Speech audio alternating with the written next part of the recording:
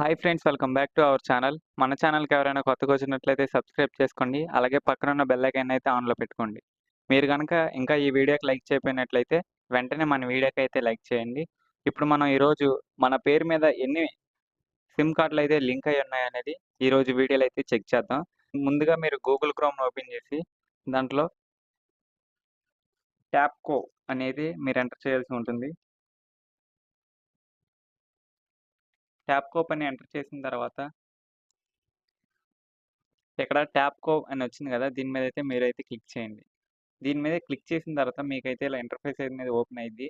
Open అయిన తర్వాత ఇక్కడ మీరు ఏదైతే నంబర్ మీద అయితే చెక్ చేయాలనుకుంటున్నారో అక్కడైతే మీరు నంబర్ అయితే ఇవ్వాల్సి ఉంటుంది.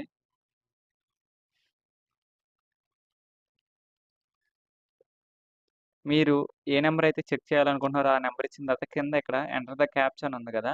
ఇక్కడ ఎలాగైతే ఉందో మీరు కూడా యాజ్ ఇట్ ఈజ్ ఇక్కడ కూడా అలాగే టైప్ చేయాల్సి ఉంటుంది.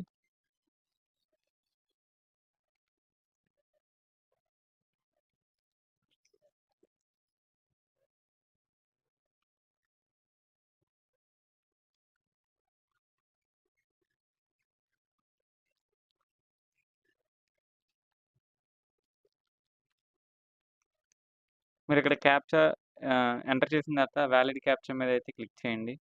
ఇక్కడ మీ మొబైల్ నంబర్‌కి చూసినట్లయితే ఒక ఓటీపీ అనేది వస్తుంది. మీరిక్కడ ఓకే మీద క్లిక్ చేసి ఇక్కడ మీరు మీ మొబైల్ నంబర్‌కొచ్చిన ఓటీపీనైతే ఇక్కడ ఎంటర్ చేయండి.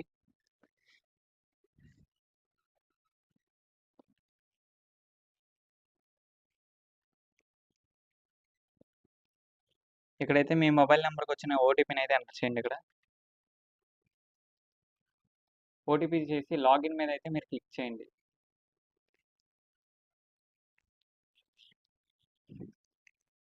మీరు లాగిన్ మీదైతే క్లిక్ చేసిన తర్వాత మీరు మీ పేరు మీద ఎన్ని నంబర్‌లున్నాయి, అది ఏంటిదనేది ఇక్కడైతే మీకైతే చూపిస్తుంది. మీరు ఇక్కడ చూసుకున్నట్లయితే ఇక్కడ మొత్తం 3 నంబర్‌లైతే చూస్తుందన్నారు కదా! ఈ 3 నంబర్‌లు మాయే. ఒకవేళ మీరు ఏదైనా నంబరు మీది కాదనుకుంటే ఇక్కడ ఆ నంబర్ మీదైతే టిక్ చేసి you can report this one number అని ఉంది గదా! దాని మీద క్లిక్ చేసి ఇక్కడ ఓకే కొట్టి రిపోర్ట్ మీదైతే మీరు క్లిక్ చేయండి. రిపోర్ట్ మీద మీరు క్లిక్ చేసిన తర్వాత మీకైతే ఆ నంబర్‌నైతే గవర్నమెంట్ బ్లాక్ చేయడం అయితే జరుగుతుంది.